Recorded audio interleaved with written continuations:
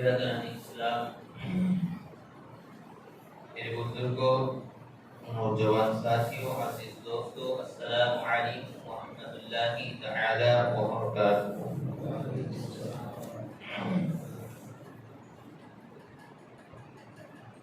الحمد لله الذي نور قلوب العارفين بسراج الهداية والفرقان، والصلاة والسلام على سيد الإنس والجان وعلى آله وأصحابه الكرام، أما بعد. قال الله تبارك وتعالى في القرآن العظيم والفرقان الحميد: أعوذ بالله من الشيطان الرجيم، بسم الله الرحمن الرحيم. الذين هم يراءون. آمنت بالله، صدق الله المولانا العظيم وبلغنا على رسوله الكريم. مولاي صل وسلم دائما ابدا على حبيبك خير الخلق كلهم محمد سيد الكونين والثقلين والفريقين من عرب ومن عجم، منزه عن شريك في محاسنه فجوهر الحسن فيه غير منقسم. يا رب بالمصطفى بلغ مقاصدنا واغفر لنا ما مضى يا واسع الكرم. آئیے تیسرے پارے کی سورۃ الماعون کی ایک آیت کا حصہ میں نے آپ کے سامنے تلاوت کرنے کا شرف حاصل کیا۔ اس کے متعلق کچھ باتیں پیش کرنے سے پہلے ہمارا مل کر ساری کائنات کے مرکز عقیدت، بے قصوں کے قص، بے بسوں کے بس، معصوم آمینہ، مالک رکاب امم، فخر عرب و عجم، سیاد مکہ حضور سیدنا احمد مجتبی محمد مصطفیٰ، ارواحنا فدا صلی اللہ علیہ وسلم کی بارگاہ عالیہ میں سبھی حضرات مل کر کے بآواز بلند درود پاک پڑھیں۔ اللہم صل علی سیدنا و مولانا محمد بارک وسلم، صلاۃ و سلام علیک یا رسول اللہ صلی اللہ علیہ وسلم۔ ایک مرتبہ اور نبی اور آل نبی کی بارگاہ میں درود شریف پڑھیں۔ صلی اللہ علی النبی الامی و آلہ صلی اللہ تعالی علیہ وسلم، صلاۃ و سلام علیک یا رسول اللہ صلی اللہ تعالی علیہ وسلم۔ رب تبارک و تعالی سورۃ الماعون کی اس چھوٹی سی آیت میں ارشاد فرماتا ہے: الذین هم یراؤون، وہ کہ جو دکھاوا کرتے ہیں، ریاکاری کرتے ہیں۔ کلام مقدس میں اس آیہ مبارکہ کے علاوہ کئی سورتوں میں اس چیز کے بارے میں رب تبارک و تعالی نے ارشاد فرمایا۔ سورہ فاطر کی 22 پارے کی آیت نمبر 10 میں رب تبارک و تعالی فرماتا ہے: والذین یمکرون السیئات لهم عذاب شدید، اور وہ جو برے دعووں یعنی فریب کرتے ہیں، دھوکہ دیتے ہیں، ان کے لیے سخت عذاب ہے۔ اور ایک جگہ سورۃ الکہف کی 16ویں پارے میں آیت نمبر 110 میں رب تبارک و تعالی ارشاد فرماتا ہے: وَلَا يُشْرِكْ بِعِبَادَةِ رَبِّهِ أَحَدًا، اور بندگی میں، عبادت کرنے میں اللہ تبارک و تعالی کے ساتھ کسی کو شریک نہ کرو۔ اور ایک جگہ سورۃ الدہر پارہ نمبر 29 آیت نمبر 9 میں رب تبارک و تعالی فرماتا ہے: انما نطعمکم لوجہ اللہ لا نريد منکم جزاء ولا شکورا، ہم تمہیں خاص اللہ تبارک و تعالی کے لیے کھلاتے ہیں اور ہم اس کے بدلے میں نہ تو کچھ جزا مانگتے ہیں اور نہ تمہارا شکریہ مانگتے۔ شرک کی دو قسمیں ہیں، ایک شرک اکبر اور ایک شرک اصغر۔ شرک اکبر کا معنی ہوتا ہے بڑا شرک، اور شرک اصغر کا معنی ہوتا ہے چھوٹا شرک۔ شرک اکبر تو آپ جانتے ہیں، اس سے پہلے کئی چیزوں میں اس چیز کی وضاحت کر چکا ہوں، اور درس میں بھی اس چیز کو میں کافی مرتبہ کلیئر کر چکا ہوں کہ شرک اکبر یہ ہے کہ اللہ تبارک و تعالیٰ کے ساتھ کسی اور کی عبادت کرنا، اللہ تبارک و تعالیٰ کے ساتھ کسی اور کو عبادت کے لائق جاننا، یہ شرک ہے، اور شرک کرنے والے کو مشرک کہتے ہیں، اسی سے مشرک بنا ہے۔ یہ شرک اکبر ہے جس سے بندہ جو ہے وہ اسلام سے خارج ہو جاتا ہے۔ اب آپ دیکھیے کہ ایک شرک تو یہ ہے کہ جس کے ارتکاب سے، جس کے کرنے سے بندہ ایمان سے، اسلام سے اپنے ہاتھ دھو بیٹھتا ہے، وہ مسلمان ہی نہیں رہتا۔ مگر احادیث کریمہ میں، فقہ کی کتابوں میں اور کلام مجید کی کئی آیتوں میں ریاکاری جس کو کہا گیا ہے، دکھاوے کے کام جس کو کہا گیا ہے، اس کو شرک اصغر کہا گیا ہے۔ اور حضور صلی اللہ علیہ وسلم نے کئی احادیث کریمہ میں اس چیز کو بیان فرمایا۔ کئی مرتبہ آقا دو عالم صلی اللہ علیہ وسلم نے فرمایا، مجھے تم پر سب سے زیادہ شرک اصغر یعنی دکھاوے میں مبتلا ہونے کا خوف ہے۔ اللہ عز و جل قیامت کے دن کچھ لوگوں کو ان کے اعمال کی جزا دیتے وقت ارشاد فرمائے گا کہ ان لوگوں کے پاس جاؤ جن کے لیے دنیا میں تم نے دکھاوا کرتے تھے، اور دیکھو کہ کیا تم ان کے پاس کوئی جزا پاتے ہو۔ مختلف احادیث کریمہ میں ان الفاظ کو آقا دو عالم صلی اللہ علیہ وسلم نے دہرایا کہ مجھے میری امت پر شرک کا خوف ہے کہ کہیں وہ شرک میں مبتلا نہ ہو جائے۔ صحابہ کرام نے عرض کیا، رسول اللہ وہ شرک کیا مراد ہے؟ کیا یہ کہ امت محمدیہ بتوں کی پوجا کرنے لگے گی، کئی دوسرے خداؤں کی پوجا اور پرستش کرنے لگے گی؟ کیا شرک سے یہ مراد ہے؟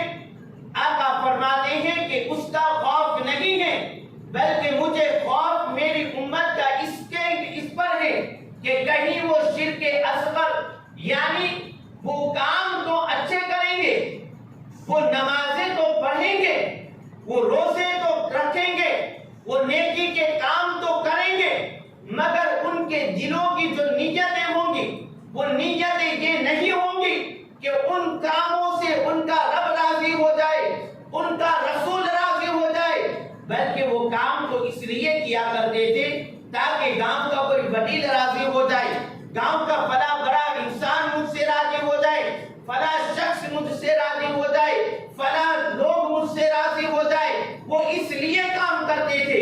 تو پھر اللہ تبارک و تعالی قیامت کے دن جب لوگوں کو نیکیوں کا بدلہ دے گا، جزا دے گا، ثواب کا بدلہ دے گا، تو اللہ تبارک و تعالی ایسے لوگوں سے فرمائے گا کہ جاؤ ان لوگوں کے پاس جن کے لیے تم نیک کام کیا کرتے تھے۔ کیا آج قیامت کے دن ان لوگوں کے لیے جن کے دکھاوے کے لیے تم اچھے کام کرتے تھے، کیا قیامت کے دن وہ انسان تمہیں ان اچھے اعمال کا بدلہ دیتے ہیں؟ بھلا قیامت کے دن رب تبارک و تعالیٰ کے سوا کون دینے والا ہے، کون نعمتیں عطا کرنے والا ہے، کون احسانوں کا بدلہ دینے والا ہے؟ وہی ذات ہے جو تمہاری نیکیوں کا تمہیں بدلہ عطا فرمائے گا۔ اس کے علاوہ قیامت کے دن نہ تو اولاد تمہیں کام آئے گی، نہ بیویاں کام آئے گی، نہ رشتے دار کام آئیں گے، نہ تمہارے دوست کام آئیں گے۔ تمہیں اگر کوئی کام آئے گا تو تمہاری وہ نیکیاں کام آئے گی کہ جو نیکیاں تم نے دنیا میں رہ کر اپنے رب راضی کرنے کے لیے کیجیے، وہ نیکیاں تمہیں اس دن رب تبارک و تعالی عطا فرمائے گا۔ هل جزاء الاحسان الا الاحسان، کلام مجید میں رب تبارک و تعالی فرماتا ہے کہ نیکی کا بدلہ کچھ اور نہیں بلکہ اللہ تعالی نیکی کا بدلہ نیکیوں سے عطا فرماتا ہے۔ تو عزیزان ملت اسلامیہ، قیامت کے دن پھر ان لوگوں کے لیے خسارہ ہے۔ اس چیز کو شرک اصغر کہا گیا، ریاکاری، دکھاوے کو شرک اصغر کہا گیا، اور حضور فرماتے ہیں کہ سب سے زیادہ مجھے میری امت پر اس چیز کا خوف ہے۔ اب میں آپ کو وہ حدیث پاک سناتا ہوں۔ حضور صلی اللہ تعالی علیہ وسلم نے ارشاد فرمایا، یہ احادیث کریمہ 3 جگہوں پر جو میں نے پڑھی ہیں وارد ہوئی ہیں الفاظ کی تبدیلی کے ساتھ، تو ان تینوں کو ملا کر کے میں اس کا خلاصہ آپ کے سامنے بیان کرتا ہوں۔ قیامت کے دن دیکھیں، اس دن کوئی چھوٹنے والا نہیں ہے، اور نہ ہی کسی کی کوئی سفارش چلے گی۔ رب کے حضور سب کو حاضر ہونا ہے، رب کی بارگاہ میں ہر ایک کو وہاں پر قدم ان کے جمائے جائیں گے۔ جب تک کوئی حساب ان کا مکمل نہیں ہوگا، وہاں سے کسی کو ہٹنے کی کوئی اجازت نہیں ہوگی۔ ہر ایک کا وہاں پر حساب و کتاب ہوگا۔ آپ نے سنا ہوگا مختلف احادیث کریمہ میں کہ قیامت کے دن سب سے پہلے جو سوال ہوگا وہ نماز کا ہوگا، سنا ہے آپ نے؟ دوسرا یہ بھی سنا ہوگا کہ قیامت کے دن سب سے پہلے جس چیز کا سوال ہوگا وہ قتل کے بارے میں ہوگا، کہ اگر کسی نے کسی کا ناحق قتل کیا ہوگا تو قتل کرنے والے کا سب سے پہلے اس کو سوال ہوگا۔ اور میں جو حدیث پاک آپ کے سامنے بیان کر رہا ہوں وہ بھی الگ ہے۔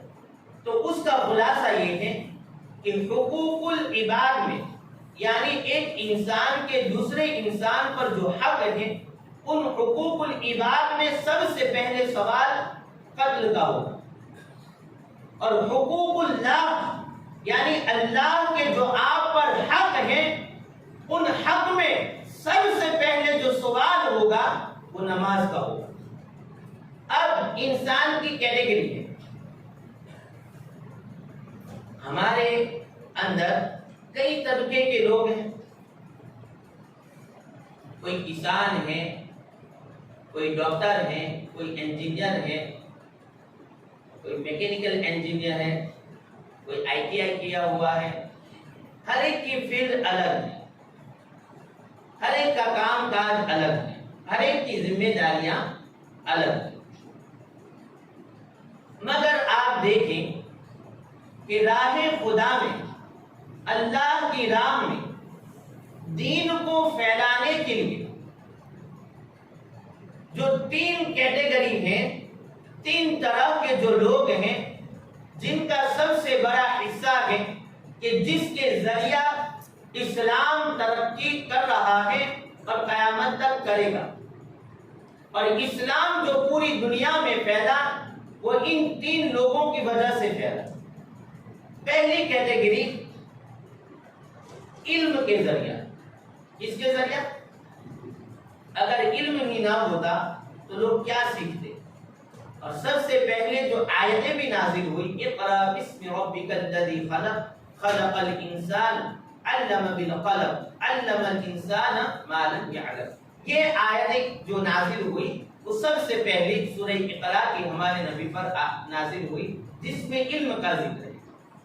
تو صحابہ کرام کو حضور نے علم سکھایا، صحابہ کرام کے وسیلے سے امت تک یہ علم پھیلتا گیا، لوگوں نے قرآن اور حضور سے جو سنا اس کو پھیلاتے گئے، پوری دنیا میں اسلام پھیلا۔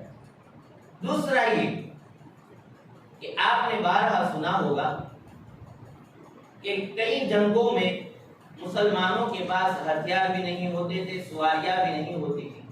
تو ظاہر سی بات ہے کہ ہتھیار خریدنے کے لیے، سواریاں خریدنے کے لیے، ساز و سامان خریدنے کے لیے کس چیز کی ضرورت پڑتی؟ مال کی. مال کے بغیر، پیسوں کے بغیر آپ کوئی چیز خرید نہیں سکتے، کوئی پراپرٹی آپ نہیں خرید سکتے. تو ایک ہے مالدار شخص، امیر شخص، سخی لوگ، ان کی وجہ سے اسلام کو تقویت ملی. تیسرا جو ہے وہ مجاہد اسلام ہے. کون ہے؟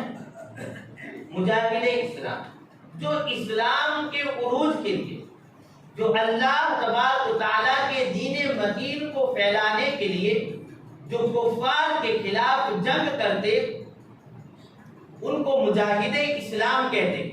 تو انہوں نے جہاد کیا اور جہاد کے ذریعہ لوگوں کے درمیان اسلام کی دعوت کو پھیلائی. اگر کسی نے اخلاقیات کے اعتبار سے اسلام کو قبول کر لیا تو کر لیا، مگر کوئی اسلام کے خلاف آیا تب مسلمانوں نے ان کے خلاف جنگ کی.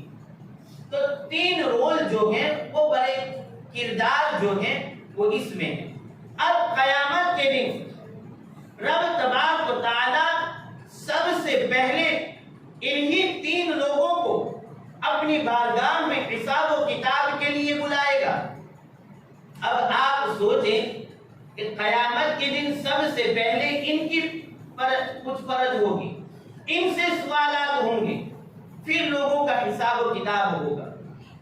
تو آپ دیکھیے کہ اللہ تبارک و تعالیٰ سب سے پہلے قاری قرآن اور قرآن کا علم رکھنے والے قاری کو، عالم کو اپنی بارگاہ میں بلائے گا. اللہ تبارک و تعالیٰ فرمائے گا کہ اے بندے مومن، اے بندے خدا، اللہ نے تجھ پر کتنی نعمتیں عطا فرمائی، تجھ کو کتنی نعمتیں دی. وہ قاری قرآن، وہ قرآن کا علم رکھنے والا، وہ علم رکھنے والا شخص رب تبارک و تعالیٰ کی بارگاہ میں عرض کرے گا کہ مولا تو نے مجھے عزتیں دی، تو نے مجھے یہ کیا، تو نے مجھے دولت عطا فرمائی، تو نے مجھے علم کی دولت عطا فرمائی. لوگوں کے درمیان علم کی وجہ سے میری بڑی شہرت تھی، لوگ میری بہت تعظیم کرتے تھے، اور میں نے تیرے دین کی خدمت کی. میں نے لوگوں کو قرآن سکھایا، حدیثیں سکھائی، لوگوں کے سینوں تک علم کو پہنچایا. اے اللہ تو نے بہت سی نعمتیں مجھے عطا فرمائی. اب اللہ تبارک و تعالیٰ اس بندے خدا سے فرمائے گا کہ تیرا مقصد کیا تھا؟ تو نے یہ جتنے بھی کام کیے وہ تو کام اچھے ہیں، مگر تیرا مقصد کیا تھا؟ وہ قاری قرآن، وہ عالم دین رب تبارک و تعالیٰ کی بارگاہ میں عرض کریں گے کہ مولا میرا مقصد تو یہ تھا کہ تو راضی ہو جائے، اور تجھے خوش کرنے کے لیے میں نے یہ کام کیے تاکہ تو راضی ہو جائے. رب تبارک و تعالیٰ فرمائے گا اے بندے خدا، تو جھوٹ بول رہا ہے، تیرا مقصد یہ نہیں تھا کہ تو میری رضا کے خاطر تو کام کرتا تھا، تیرا مقصد یہ نہیں تھا کہ میں راضی ہو جاؤں، تو جھوٹ بول رہا ہے. تیرا مقصد یہ تھا کہ میں اچھی تقریر کروں گا، وہ فلاں شخص مجھ سے راضی ہو جائے گا، میں قرآن اچھے لہجے میں پڑھوں گا، میرے نمازی مجھ سے خوش ہو جائیں گے، میں قرآن لوگوں کو اچھا پڑھاؤں گا، لوگ میری واہ واہی کریں گے کہ میں نے بہت اچھی دین کی خدمت کی، لوگ میری تعریف کریں گے. تو نے اس مقصد سے لوگوں کو پڑھایا، اور تو نے اس مقصد کے لیے لوگوں کے درمیان یہ کام کیے تاکہ پبلک تجھ سے راضی ہو جائے، لوگ تجھ سے خوش ہو جائے، اور تیرا جو مقصد تھا وہ دنیا میں تجھے مل گیا. آج تیرے لیے قیامت کے دن میرے پاس کوئی حصہ نہیں ہے. اللہ تبارک و تعالیٰ فرشتوں کو حکم فرمائے گا، اس کو منہ کے بل گھسیٹ کر جہنم میں ڈال دیا جائے گا. اب یہاں پر آپ دیکھیں کہ علم، حالانکہ اس سے بھی لوگوں کو فائدہ ہوا، لوگوں نے قرآن سیکھا، لوگوں کے سینوں میں حدیثوں کا نور گیا، لوگوں کو تو فائدہ ہوا، مگر وہ جو سکھانے والا تھا اس کی دل کی نیت درست نہیں، اس کے دل کا ارادہ اچھا نہیں تھا، اس کا مقصد یہ تھا اے حاجی صاحب راضی ہو جائے، وہ حاجی صاحب راضی ہو جائے، گاؤں والے مجھ سے راضی ہو جائے، وہ میری تعریف کرے، وہ میری تعریف کرے۔ اور یہ تعریف کے جو خواہش مند لوگ ہوتے ہیں وہ کبھی کسی کو ناراض نہیں ہونے دیتے، لوگوں کی چاپلوسی کیا کریں گے اور لوگوں کو راضی کرنے کے لیے حق بات کبھی وہ بیان نہیں کریں گے، تو پھر ان کا مقصد دنیا میں اللہ تعالیٰ دے بھی دیتا ہے، وہ لوگوں کے عزیز بھی ہو جاتے ہیں، لوگوں کے چاہنے والے بھی ہو جاتے ہیں، مگر ایسے لوگوں کے لیے دنیا میں تو ہے، قیامت میں رب کی بارگاہ میں ان کے لیے کچھ نہیں ہے، فرشتے گھسیٹ کر جہنم میں ڈال دیں۔ یہ کس کا حشر ہوگا قیامت کے دن؟ کہیں کہتے گئے کہ آپ آج کہیں اسٹیجوں پر اور کہیں بڑی بڑی یوٹیوب چینلوں پر جن لوگوں کو آپ دیکھ رہے ہیں، ہم نے تو کئی تجربہ کیا ہے لوگوں کا کہ وہ پرویریے میں بک جاتے ہیں، اسٹیج پر لے آؤ، جیسا ماحول ہوگا، جیسے لوگ ہوں گے وہ بیان کر دیں گے، کبھی غوث پاک کی گستاخیاں کریں گے، کبھی خواجہ خواجگاہ کی گستاخیاں کریں گے، کبھی اعلیٰ حضرت کی بارگاہ میں کچھ نازیبہ کلمات کریں گے، کبھی خانوادہ اشرفیہ پر انگلیاں اٹھائیں گے، کئی کیٹیگری کے لوگ آج فتنہ خور مولوی آپ کو دنیا میں مل جائیں گے۔ ابھی رمضان المبارک میں ایک مکن پور کا ہے، وہ خود کو مفتی کہتا ہے، شجر علی، وہ داڑھی کرواتا ہے، اب اپنے بچاؤ کے لیے وہ فیس بک پر لائیو ہو کر لوگوں کو کہہ رہا ہے کہ فلاں امام نے داڑھی رکھنے کا منع کیا ہے، فلاں ہم یہاں لوگوں کو سنت رسول کی فضیلت بتا کے قرآن اور حدیث سے لوگوں کو ایک مشت داڑھی کی فضیلتیں بتا کر تھک جاتے ہیں، اور ایسے چند طبقے کے جو مولوی ہوتے ہیں وہ آ کر کے نوجوانوں کو گمراہ کر رہے ہیں، داڑھی نہیں رکھنا اسلام میں، اتنی ہی رکھو، یہی ہے اسلام۔ اب ایسے مولویوں کا کیا ہوگا؟ یہی لوگ قوم کو گمراہ کر رہے ہیں۔ اللہ تعالی ہمیں ایسے بے روپیہ اور جو چند ٹکے کے مولوی ہیں جو چند روپیوں میں بک جاتے ہیں اور قوم کو صحیح راہ نہیں دکھلاتے ہیں، اللہ تعالی ہماری حفاظت کرے۔ قیامت کے دن سب سے پہلے ان کو لایا جائے گا۔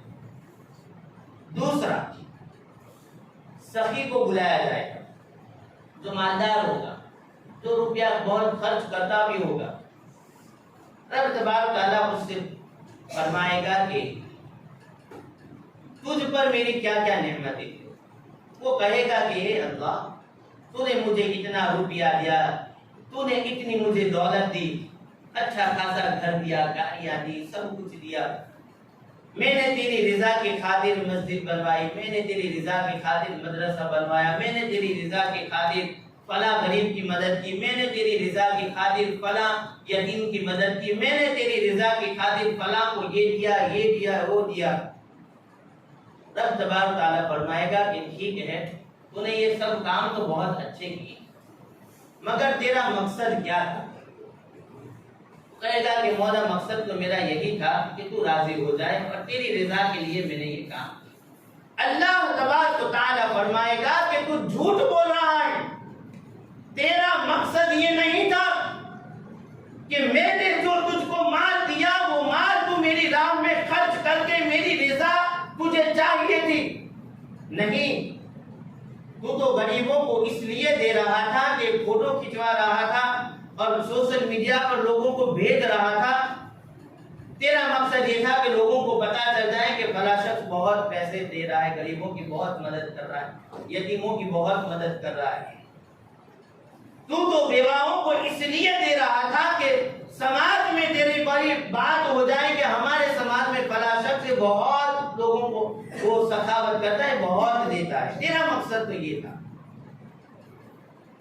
تیرا مقصد تو یہ تھا کہ میں اتنا خرچ کر رہا ہوں، اتنا دے رہا ہوں، ایک معاشرے میں میرا ایک وقار ہوگا، لوگ میری واہواہی کریں گے، لوگوں کو درمیان لوگ مجھے عزت کی نگاہ سے دیکھیں گے، لوگ مجھے تعظیم کریں گے، لوگ مجھے سخی کہیں گے، لوگ مجھے سخی دادا کہیں گے۔ رب تبارک تعالیٰ فرمائے گا کہ تیرا مقصد تو یہ تھا کہ لوگ تیری واہواہی کریں، دنیا میں تجھے یہ مل گیا، قیامت کے دن اب تیرے لیے کوئی حصہ نہیں دیکھیں اللہ تعالیٰ فرشتوں کو حکم فرمائے گا اس کو گھسیٹ کر جہنم میں ڈال۔ یہاں پر رک کر کے میں ایک عام فہم بات آپ کے سامنے عرض کروں جو آپ کے دماغ میں بیٹھ جائے گی، اور یہ ریاکاری کیا ہے، دکھاوا کیا ہے، وہ بھی آپ کے کلیئر ہو جائے گا۔ سخاوت جو ہے وہ دو طرح ہو، کتنی طرح؟ دو طرح پر۔ جہاں پرسنل آپ کے بھائی کی مدد کرنی ہو، آپ کے پڑوسی کی مدد کرنی ہو، آپ کے گاؤں کے کسی ویکتی کی مدد کرنی ہو، آپ کے کسی رشتہ دار کی مدد کرنی ہو، کسی غریب، کسی بیوہ، کسی یتیم کی مدد کرنی ہو، حضرت عمر فاروق کی سنت ادا کرو۔ وہ رات کو گشت لگاتے تھے، پتہ چلتا کہ فلاں غریب ہے، اس کو ضرورت ہے، تھیلے میں ضرورت کا سامان بھرتے، اپنے پیٹھ پر خود کندھوں پر اٹھاتے، اس کے گھر جا کر کے رکھاتے اور چلے۔ کسی کو پتہ بھی نہیں چلتا کون دینے والا ہے، کون لینے والا ہے، اور کس نے دیا، کیا دیا، کس نے لیا، کسی کو کوئی پتہ نہیں چلے۔ اب میں آپ سے پوچھتا ہوں کہ آپ رات کے حصے میں یا دن ہی میں سیکریٹ طور پر پرسنل کسی کے پاس جا کر کے اس کو کچھ مدد کر دی اور اس سے کہا کہ کسی کو تو بھی مت کہنا کہ میں نے تیری مدد کی ہے۔ اب آپ اپنے سینے پر ہاتھ رکھ کے 1 منٹ کے لیے سوچو کہ اس طرح اگر آپ پرسنل کسی کی مدد کریں گے تو کیا رب کے علاوہ کوئی اور جان پائے گا کہ تم نے کس کو کیا دیا؟ یہاں سیکریٹ رکھنے کی ضرورت ہے، اور یہاں پھر رب تبارک تعالیٰ آپ پر جو کرم فرمائے گا وہ آپ اور آپ کا رب جانتا ہے، اور آپ کو اللہ غیب سے ایسے نوازے گا کہ آپ کبھی محتاج نہیں ہوں گے۔ تو ایک سخاوت اس طرح کرو کہ جس کو چھپانی ہے، وہ حدیث پاک کا جو مفہوم ہے کہ اس طرح دو کسی کو کہ اگر سیدھا ہاتھ دے تو الٹے ہاتھ کو خبر نہ پڑے، یہ یہاں پر۔ مگر آپ دیکھیں کہ دوسری سخاوت کا طریقہ جنگ تبوک کے موقع پر حضور صلی اللہ علیہ وسلم نے صحابہ سے فرمایا کہ میرے صحابہ جس سے جتنا ہو سکے وہ آ کر کے یہاں پر دے دیں۔ تو وہ بڑا مشہور واقعہ ہے کہ حضرت عمر فاروق گھر گئے، اپنے گھر کا آدھا سامان لے کر کے حضور کی بارگاہ میں رکھ دیا، اور وہ سوچ رہے تھے کہ آج ابو بکر سے میں آگے نکل جاؤں گا۔ ابو بکر جب آئے، عمر رضی اللہ تعالیٰ عنہ وہیں پر تھے۔ ابو بکر رضی اللہ تعالیٰ عنہ سے حضور نے پوچھا کہ اے ابو بکر گھر پر کیا چھوڑ کر آئے ہو؟ عرض کیا رسول اللہ، اللہ اور اس کے رسول کو چھوڑ کر آئے۔ گھر میں جو بھی سامان پڑا تھا، بلکہ ایک کپڑا جسم پر آپ کے تھا، دوسرا کپڑا بھی گھر پر نہیں رکھا، سب کچھ حضور کے قدموں پر جا کر کے نچھاور کر دیا۔ حضرت عثمان غنی رضی اللہ تعالیٰ حضور بار بار فرماتے کون ہے جو اللہ کی راہ میں خرچ؟ کھڑے ہو یا رسول اللہ، 100 مال ساز و سامان کے میں نے وقف کی۔ پھر حضور نے فرمایا کون ہے؟ پھر کھڑے ہوئے حضور، 200 300 کئی 100 اونٹ حضرت عثمان غنی نے راہ خدا میں خرچ کیے۔ حضور نے فرمایا کہ اے عثمان، آج کے بعد تو کوئی بھی عمل کرے تیرے لیے معاف ہے، اللہ نے تجھ پر جنت واجب کر دی ہے۔ اب یہاں پر آپ دیکھیں گے کہ صحابہ کرام کھڑے ہو کر مجلس میں راہ خدا میں اپنا سامان، کوئی آدھے گھر کا سامان دے رہا ہے، کوئی پورے گھر کا سامان دے رہا ہے، کوئی 100 اونٹ اس راہ میں خرچ کر رہا ہے۔ پتہ چلا کہ جہاں وقف کی بات ہو، جہاں پبلک کی بات ہو، جہاں لوگوں کے ساتھ مل کر کے ایک کام میں مدد کی بات ہو، جہاں سب حصہ لے رہے ہو، تو آپ کو چاہیے کہ وہاں پر کھل کر لوگوں کے درمیان کھل کر کے رب کی بارگاہ میں سخاوت کریں، تاکہ لوگوں کو پتہ چلے کہ فلاں کو اللہ نے اتنا مال دیا ہے تو وہ کنجوس نہیں ہے، وہ بخیل نہیں ہے، اللہ نے جتنا مال دیا ہے اس کے مطابق وہ اللہ کی راہ میں خرچ کر رہا ہے۔ تو دوسری سخاوت یہ ہے، جیسے کہ ابھی کوئی اعلان ہو کہ بھئی مسجد میں یہ کام کی ضرورت ہے، تو آپ تو یہاں پر آپ کھڑے ہو جائیے اور کہیے کہ میری طرف سے اتنا روپیہ، وہ کہے میری طرف سے اتنا روپیہ، تو یہ ثواب بالائے ثواب ہے۔ پہلا شخص جو ابتدا کرے گا، آخری شخص تک جو بھی دے گا، اللہ تعالی سب کو اتنا ثواب عطا فرمائے گا، مگر سب کے برابر برابر وہ پہلے شخص کو ثواب عطا فرمائے گا جس نے ابتدا کی ہو۔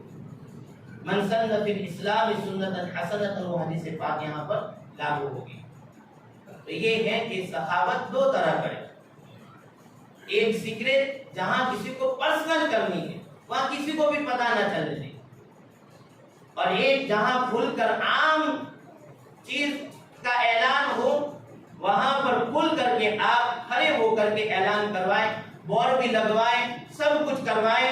وہاں ریاکاری نہیں ہوگی، وہاں ریاکاری دکھاوا نہیں ہوگا، اللہ تعالیٰ اس کا ثواب آپ کو بے حد عطا فرمائے۔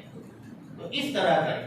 تیسری بات ہے کہ انشاءاللہ تعالیٰ کبھی موقع ملا تو اس چیز کو وضاحت کے ساتھ انشاءاللہ تعالیٰ بیان کیا جائے گا۔ اللہ تعالیٰ ہم سب کو عمل خیر کی توفیق عطا فرمائے اور صحیح معنوں میں رب تبارک و تعالیٰ کی عبادت، نمازیں، روزے، ہر ایک نیکی کا کام سچے دل سے اس کی رضا کے خاطر ہم سب کو کرنے کی توفیق عطا فرمائے۔ کہ محمد سے وفا تو نے تو ہم تیرے ہیں، یہ جہاں چیز ہے کیا لوح و قلم تیرے ہیں، محمد کی محبت دین حق کی شرط اول ہے، گر اسی میں ہو کچھ خامی سب کچھ نامکمل ہے۔ وآخر دعوانا ان الحمد للہ رب العالمین۔ السلام علیکم ورحمۃ اللہ وبرکاتہ۔